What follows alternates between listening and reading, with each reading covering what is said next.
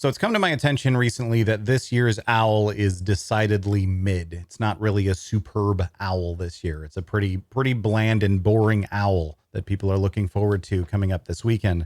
And since that's the case, I thought it'd be a good time to remind everyone of something. This might come as a surprise to you, given my excellent physique. But I don't play football. I'm not that Josh Allen.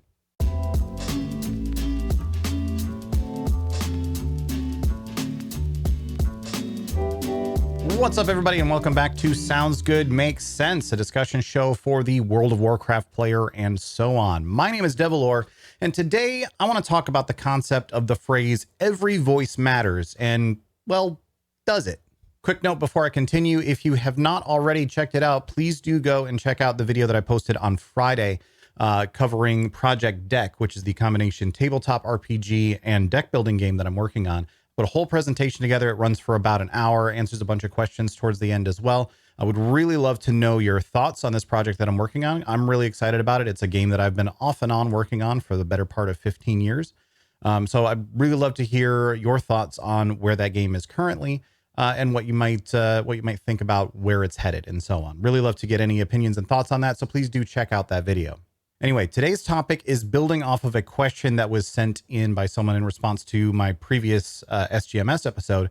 This question came in on YouTube from, I believe it's Mongo Indilio is how this is pronounced, but if I got that wrong, please let me know.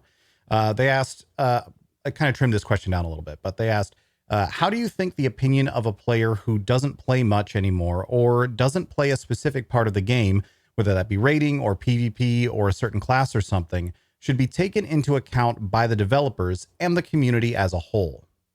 And this is a very interesting discussion point and very interesting thing to really dig into from my perspective as well, especially given my prior history as a community manager. It might not surprise you to learn that I've seen a lot of bad takes in my time. I've seen a lot of information and a lot of feedback that was presented that you could look at and you could pretty quickly understand, like, okay, this person just doesn't know what they're talking about. They are either inexperienced or uninformed, or they've just made some incorrect conclusions about how things work or anything along those lines. They don't know what they're talking about, but here they are presenting their opinion anyway. So I thought it would be interesting to dig into the concept both of the phrase every voice matters, as well as what do you do with that sort of feedback when you receive a take from someone that you're like, this is probably not correct. There's they've gotten something wrong here. What do you actually do with that information once you've received it? Now, the phrase every voice matters is particularly relevant in this situation because it's one of Blizzard's core values. It's one of the things that's on the ground around the orc statue in the courtyard at Blizzard headquarters in Irvine, California. This is one of the things that is constantly pointed to and constantly referred to as one of the more important core values of Blizzard Entertainment. So we kind of have to start by even just analyzing that in the first place. And I think it's a good concept. Like it's important to recognize that everyone has opinions and those opinions need to be considered. But I also think the phrase every voice matters is pretty often misunderstood, misinterpreted, or in some cases even weaponized in ways that it's not meant to be used. And this is part of why I kind of dislike this whole like core values thing in particular. I've worked at a couple of, it's usually major corporations. I've worked at a couple of big companies that have these like core values to them. And they're fine. They're like fun little PR sound bites essentially. But the problem is when you take a complex idea or a complex concept and you try to distill that down into 3 to 5 words so that you can slap it on a piece like a mug or something and people can carry it around, or you can have this like quick little sound bite that you can throw out in meetings that you can be like, oh yeah, every voice matters. You just lose so much of the context and so much of the importance of what you're even saying in the first place that it kind of ends up meaning almost nothing. And I don't believe it's correct to say everyone's opinion has to be acted on, which is how the phrase every voice matters sometimes gets presented. People saying, I have this opinion, so you have to do something about it because every voice matters. That's incorrect. I've always taken it more as hear everyone out. Listen to everything that everyone has to say. If someone has a perspective, try and learn and understand what that perspective is. Listen to what they have to say, but then make your own decisions as a result. Use that to inform what you do going forward. Don't just take what someone is saying you should do and be like, well, every voice matters, so I guess we have to do that. And that's for a couple of reasons. One is a lot of times, especially if you're talking about like game design and so on, or any sort of professional industry, there will be people who have opinions about something that are not informed enough to be able to make a correct conclusion based on those opinions.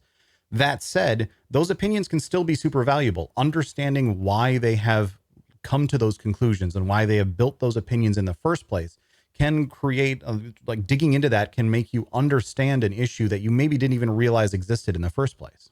See, the thing is, especially in today's environment where everyone has a platform, there's always there's social media, there's forums, there's discords and so on. There's streamers, there's people like me talking into a webcam about whatever our opinion happens to be. Everyone has opinions on things, and everyone is able to present those opinions to a pretty wide audience fairly easily.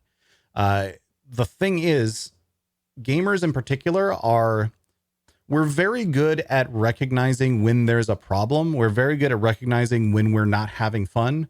We're not always that great at coming up with a good solution to why we're not having fun. And in fact, in a lot of cases, gamers aren't even that good at understanding why they're not having fun in the first place. It's easy to recognize I am not currently having fun, but sitting down and analyzing okay, what about this specific occurrence that's happening here is causing me to not enjoy this? That can be a lot more complicated, and oftentimes the answer is not the most obvious thing. Like, sure, you got destroyed by a rogue in under 2 seconds. Is it that rogues do too much damage? Maybe, maybe not. Who knows? Maybe it's that your class doesn't have enough defensive capabilities in that situation. Maybe it's that there is a trinket that's overpowered that the rogue was using or something like that. It can be difficult to distill down to what the actual core cause of the issue is in those moments, especially where you're upset and you're angry because you're not having a good time. And another little facet or wrinkle to this whole thing is that players really are only ever going to be concerned about their own perspective. Like, obviously, there are people who are just like empathetic individuals that want to understand, like, okay, I want those people to also have fun, but this is why I'm not having fun here. And that's part of it. But a game designer, someone who's actually working to create the game and make sure that it is fun, does have to be considering all these different perspectives at the same time, which ultimately just means that a lot of times when a player is presenting feedback, they're kind of saying, this is why I'm not having fun, figure it out, as opposed to a game designer who then has to look at that and go, okay, I understand that you're not enjoying this, but I have to find a way to make you enjoy this or to make this more enjoyable for you that doesn't make it suck for all these people over here. This is why I say that the most important step of all of this is understand where they're coming from, hear them out, listen to their perspective, and understand what is actually causing this issue for the player in question. If someone is uninformed or just wrong about something, that can still mean that maybe there's a reason they're uninformed about this. Maybe there's something that could be done that will make them understand this better.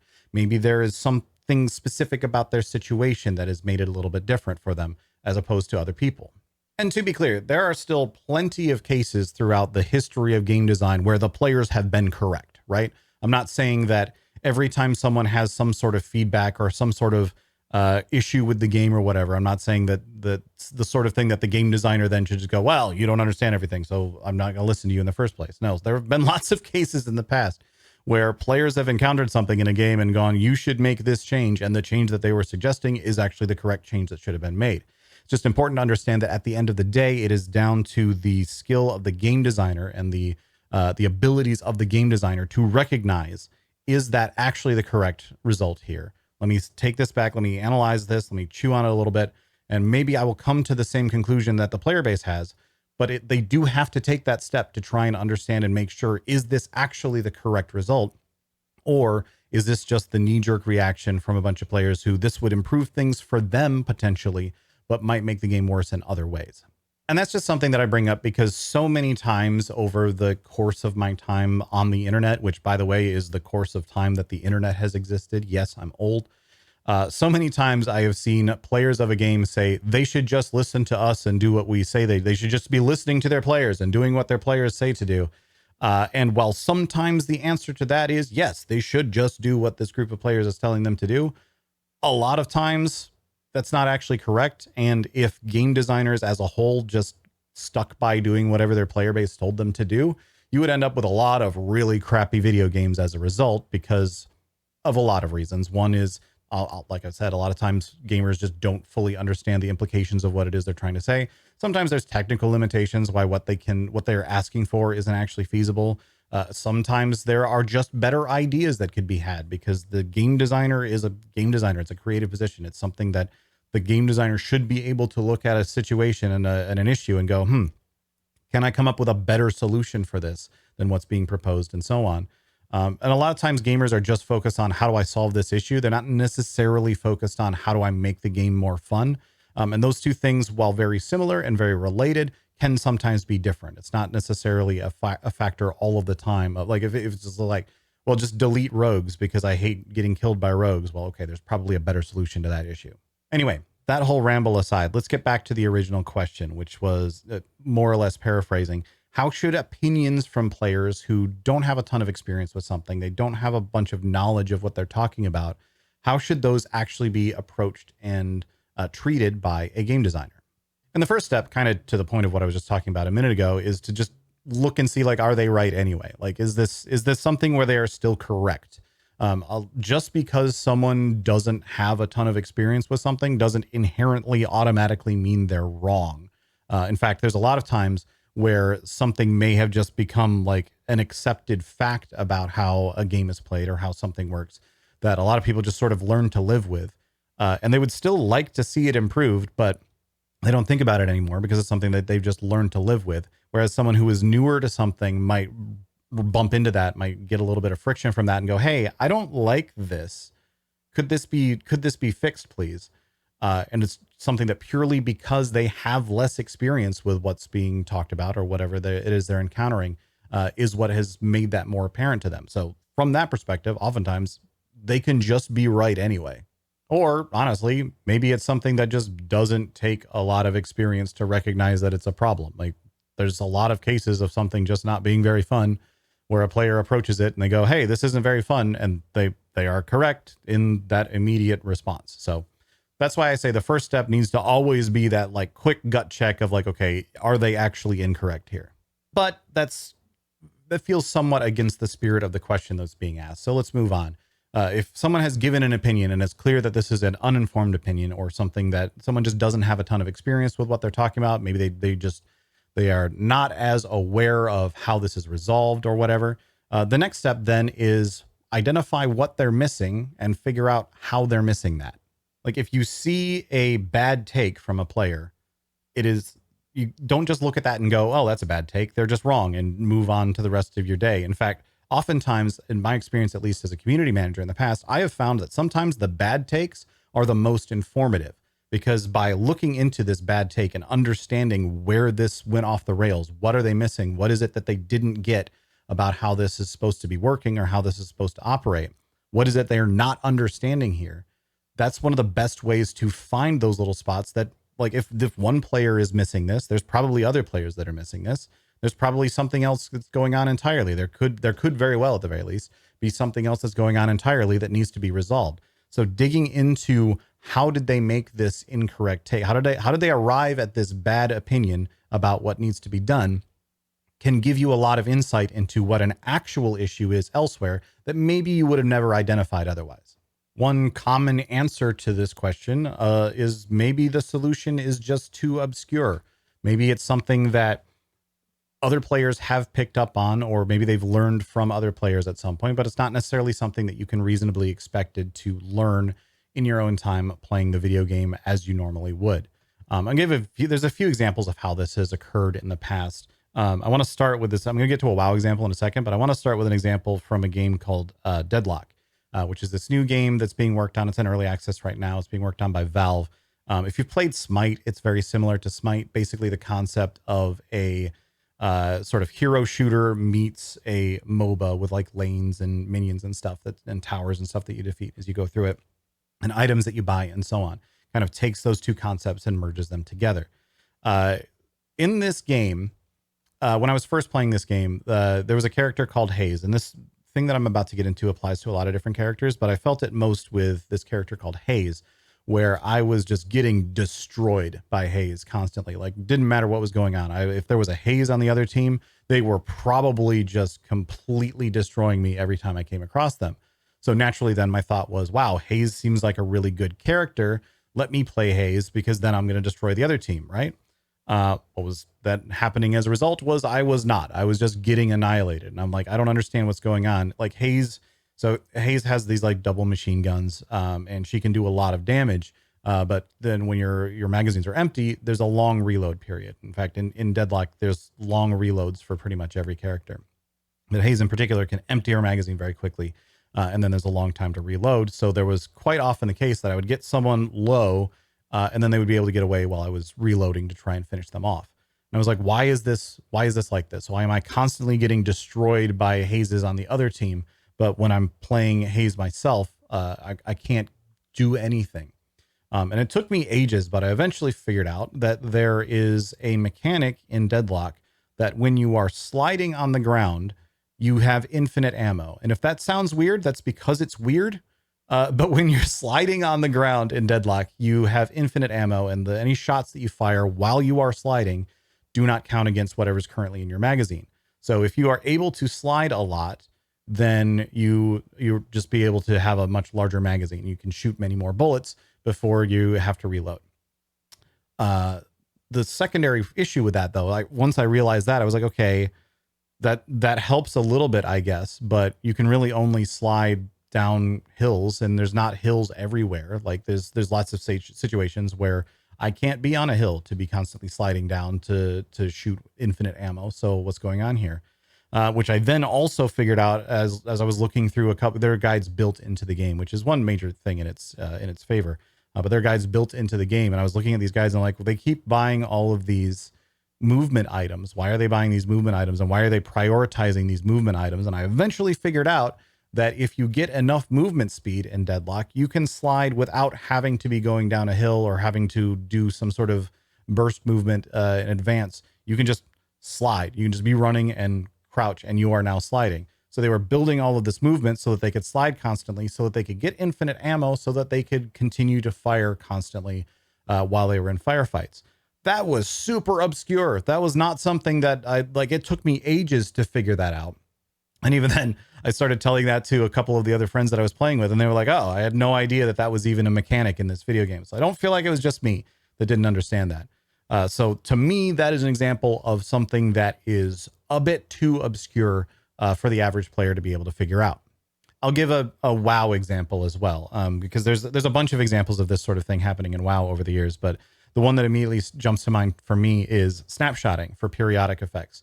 It used to be the case in WoW, and it was the case for quite a while, that when you cast a damage over time ability or a healing over time ability, it would just sort of remember what your stats were when you initially cast that. And as long as you kept refreshing it, it would continue to act as though whatever stats you had when you initially cast it were still your stats. So the result was, this was something that was especially notable in Mists of Pandaria when I was playing a Warlock primarily. You could get a bunch of procs and then use all of your cooldowns and layer up a bunch of huge damage over time effects on a target. And those would stay huge unless you let them fall off. If you kept refreshing them, they would stay big that whole time.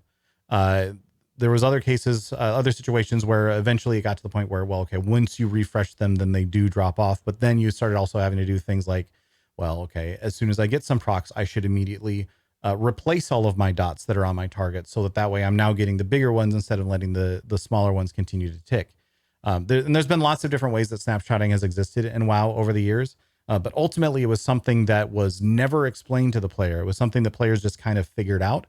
And eventually were able to start incorporating into their rotations and starting to figure out how to utilize this and make them most effective, make themselves more effective as a result. But because it was something that was never explained to the player, it was pretty obscure. And so there were a lot of players, lots of warlocks, lots of feral druids and so on, that were playing the game, and they were doing way less damage than the other warlocks and feral druids and so on that they saw, and not having any understanding of why, not realizing what it was that they were doing. Because, again, this was never explained.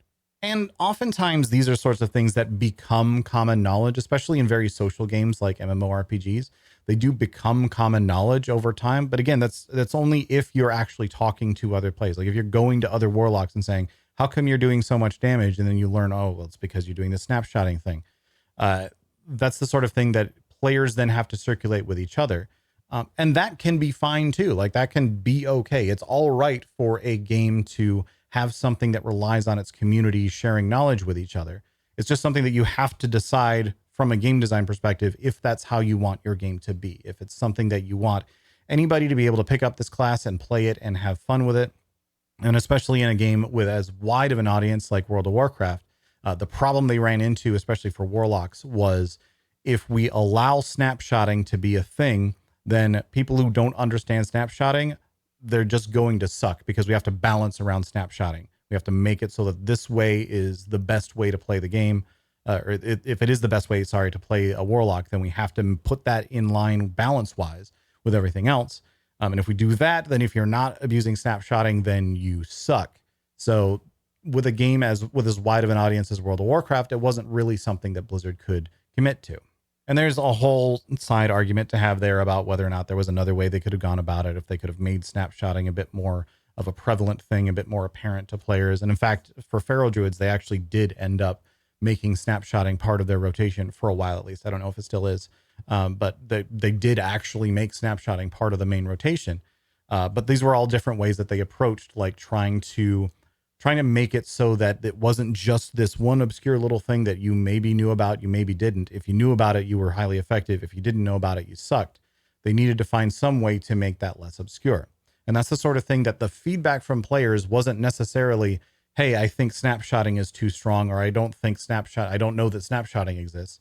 It was more like, why am I doing no damage? My Warlock sucks. Why do you keep nerfing Warlocks when I'm doing so little damage already? And those were the sorts of objectively incorrect takes, because Warlocks were capable of a ton of damage.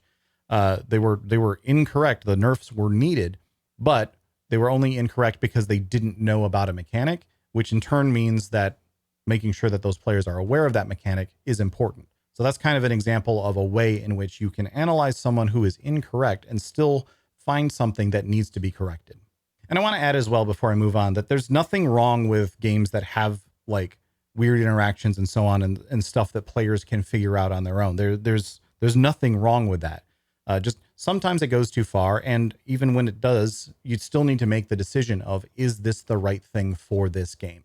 Another method by which someone might be incorrect, but still like there's still something that needs to be dug into there is there something unique about their situation? Is there something that is specifically about them, or whatever it is that they're doing, that is making them have a different experience than other players would have in this situation?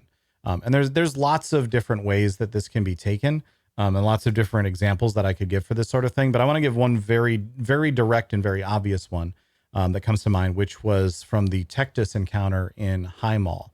I remember going through the High Mall raid with my guild at the time, and we got to Tectus, and we were like, oh God, you guys, you keep standing in the wrong circle. Basically, there were two abilities that were big swirly circles on the ground. One of them was like a brown circle, and one of them was like an orange circle. And I don't remember which was which, but one of them you needed to stand in, and one of them you needed to not.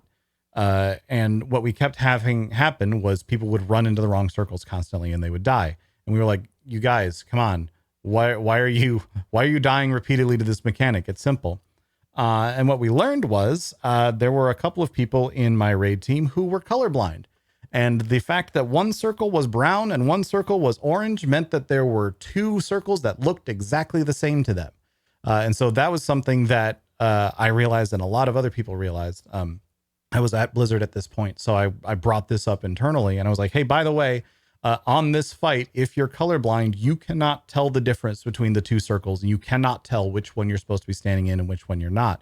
And so then the encounter team ended up changing the encounter, and that was part of what led to the ongoing like push internally at Blizzard to make accessibility and make things like colorblindness more readily apparent and more what's the word I'm looking for?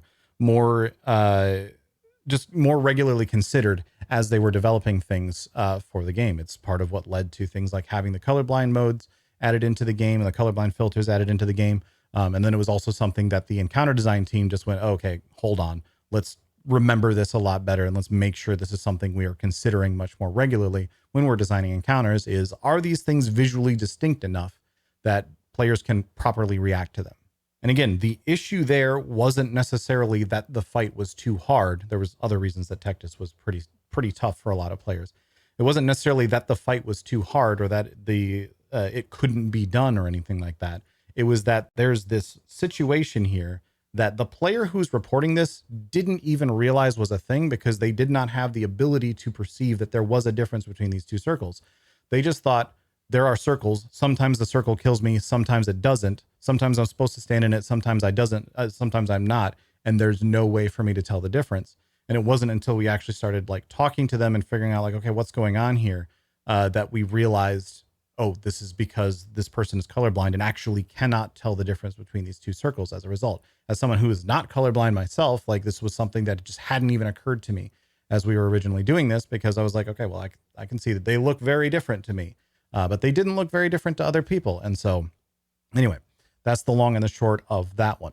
Moving on. Sometimes the issue is just something else than what the player is describing. So you see a lot of this when it comes to like balance complaints, where someone will say, well, this is overpowered or this is underpowered or whatever. Sometimes, yes, but sometimes it's just that it's not fun to deal with. This was something we saw a lot back in, well, I've seen a lot of this over the years in terms of arena compositions.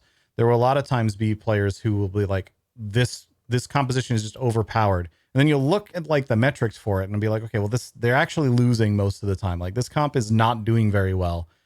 These guys lose most of their games, but they're just not fun to play against. This was like a lot of the Lock Shaman games towards the end of Mists of Pandaria. Some of those comps were still very effective, but sometimes it was just like, well, this isn't actually winning more than like Turbo Cleave or anything like that. It's just that it's not fun to play against because as soon as you queue into a match and there's a Lock Shaman, you know this is going to be a 40-minute match before you get out of here, and that's just not fun.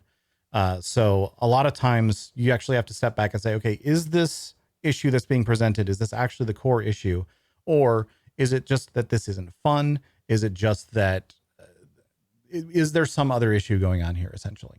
And sometimes, especially when you're talking about things of like, is it fun or not? Sometimes the issue is just that the player is not the target audience. This is someone who is now getting into some content that is not designed for them, and they're not supposed to enjoy this because they're not who it's being created for. They're not like, when you sit down and create a PvP mode, you're usually not thinking to yourself, how do we make this fun for people that don't want to PvP? No, you're thinking about how do you make this fun for people that do PvP? So in cases like the big recent example here is Plunderstorm, where there were a lot of players who felt the need to go and do Plunderstorm. They wanted to do Plunderstorm. They were putting themselves, well, maybe they didn't want to do Plunderstorm, but they were putting themselves in Plunderstorm matches, and they were playing Plunderstorm, and they were having a miserable time in the process. And the result was they did not like Plunderstorm, but they shouldn't have been playing in the first place because it wasn't content that was created for them. So then you have to step back and analyze, okay, why? What is it that is causing them to try to play this game if they are someone who knows that they don't like PvP? If the concept of it does not appeal to them, why are they still playing this? In the case of Plunderstorm, it was because there were a lot of very, very good rewards, at least the first go around, very, very good and cool rewards that a lot of people wanted to be able to have these transmogs. They wanted these mounts. They wanted to be able to get these rewards. And they knew that they could if they just slogged through it. So because they wanted the thing, they were going in there and having a miserable time just to try and get the thing that they wanted because they knew they could. It was just a matter of time, effectively. They would get this. And so they were going in there and doing it anyway. And so that's the sort of thing that you then have to step back and go, okay, is there a better way that we can do this? Is the reward structure something that we can look at, which thankfully they did with round 2 of Plunderstorm, where they made it so you can just pick and choose the things that you actually want, and then you can get the heck out of there if you don't want to be in there anymore. There was one of the very positive changes that they made with round 2 of Plunderstorm. But oftentimes you just have to set, like, another example, again, back from Mists of Pandaria, was pet battles. A lot of people were spending a lot of time doing pet battles who didn't want to be doing pet battles, but the reason was they wanted to get the lucky charms. Is that what they were called? I don't remember. They wanted to get it was lesser charms, not lucky charms. I do love lucky charms though.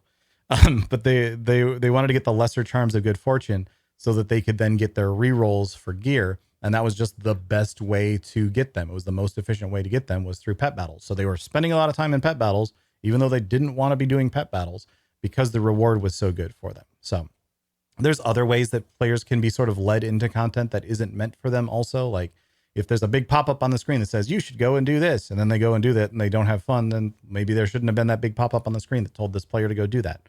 But that's just another one of the things to analyze. Like, is this content that just isn't designed for this player? And if it isn't, then what is pushing them to go and do this content anyway? And of course, there's always the possibility when you sit down and you look at a piece of feedback that the person giving that feedback is just wrong. Like, that you have to always consider the potentiality that they might just be dumb. They might just be doing something very, very wrong. And it's because they're dumb is why they're doing something very, very wrong. You need to be really, really sure about that because there's so many times in the past that I've seen a game designer or whoever look at some feedback from a player and go, well, they're wrong because it's this thing instead. So I'm just not going to listen to what they have to say. And like, that's the end of it for them. They're like, this guy's just wrong. Anyway, moving on with my day and not bothering to sit and think about why this player is wrong and what's going on. Sometimes things are just poorly explained. Sometimes it's just not at all something that you can reasonably expect most players or even many players to understand, or it's something that's at the very least easy enough to get wrong that somebody might make the wrong conclusion about something. So be very sure if you're ever sitting down to say, this piece of feedback is not worth acting on because they're just wrong. Be very sure that they're actually just wrong. And it's okay for that to be the conclusion. Like, if you are very sure that, okay, this person is just wrong, it's okay for that to be the final conclusion as a result. Like, imagine a Blood Death Knight who is spending all of their runic power on death coils and never death striking. And they're saying blood DKs are too squishy. I die all the time. Even like, there are so many things as a blood DK that tell you that you should be death striking like all of the time. Like all of your procs, there's so many different procs that activate off of death strike. It flashes on your hotbar like constantly. There are so many things in the game that are telling you to use death strike. If you are a blood DK who is using death coil instead, you're just not death striking for some reason. You are incorrect and you have made an uninformed decision, and it is your own fault because there's so much about the game that's telling you to use death strike. And that's the sort of situation where it's okay to step back and say, okay, yeah, this player is just wrong. Let's move on with our day. But it's also the sort of thing that you would want to go through that step, go through that process of being like, okay, is there enough here that's actually telling the player to use death strike? Is there enough that's actually like, should they even have death coil in the first place? Is there a red herring here that's like sending them down the wrong direction and so on? What's going on with this that's causing this to occur? In the case of a blood DK that doesn't use death strike, the answer is there's plenty of things that are telling them that, so it's fine. But that's still an important process to have gone through to come to that conclusion before you just shrug off a player's opinion as being incorrect. So to kind of wrap up all of that ramble that we just went through, in conclusion, yes, every voice does matter, but that doesn't mean that every take is correct. Every voice is like worth listening to, but that doesn't mean that the opinion that is presented directly as is always the correct thing to look at here. And it's not always the case of saying, well, this person's opinion matters, so therefore let's do this thing that they're saying that we should do. There's a difference between listening to someone, hearing them out, and understanding their perspective and agreeing with their conclusions as a result. And that's another thing that I think a lot of gamers nowadays, I see it mostly in the gaming space, but it happens everywhere, where someone will, there will be some big controversy or whatever, or someone will just have a ton of feedback about something and they will present all this feedback and the developer will look at it and they will disagree. And the player will then say, well, they just didn't listen to me. Please understand there is a difference between listening to someone to understand what their perspective is and agreeing with their conclusions based on that perspective. It is very, very possible and happens a lot where you present your case and the designers just disagree with you. And it's okay to be upset that they disagreed with you in that case, but don't shrug that off as they didn't even listen to me in the first place. Sometimes it's that they listened to you and then they just made a choice as a result that you disagree with. And as far as the other part of the question, which wasn't necessarily how should game designers react to feedback from people that maybe are incorrect about something, how should the community react to people? Basically, just don't be jerks. Like, I'm not somebody who's ever going to tell the community that they need to be the ones that are solving the problem for other players. If you want to do that, that's great. Please, like, when you can, please do that. but it's not your responsibility to make sure other people are having fun in a video game. It is ultimately the game designer's responsibility to make sure that their video game is fun to play for the people that are playing it. So just don't be jerks. Like if someone just has a bad take, you don't need to like lash out at them, like is so commonly the case where lol, you're stupid. You didn't even understand that animation canceling on Doctor Strange in Marvel Rivals allows you to do so much more damage. Like, no, just tell somebody that works. Just say that. You don't have to do the whole other thing. Anyway, don't be jerks. It's basically what that boils down to. Anyway, I'm going to wrap up that topic. There was one other question that I wanted to get to here today, which comes from Dire Knack on YouTube, who said, one thing that I never hear mentioned by anyone is that sometimes too many rewards can seem daunting for newer players. In order to make new things evergreen, they need to think long-term and what may discourage future collectors.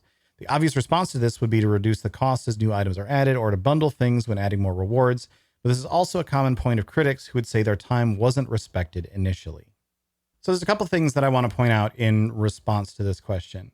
First, obviously, like one of the recent controversies surrounding WoW is the trading post thing that's going on, where a lot of the old items that have not been available in the trading post for a while are now available again, but they're at a heavily discounted rate. And there's a bunch of people saying like, well, they shouldn't be discounted so much. I spent this amount a year ago when I got this. That should be what it still is.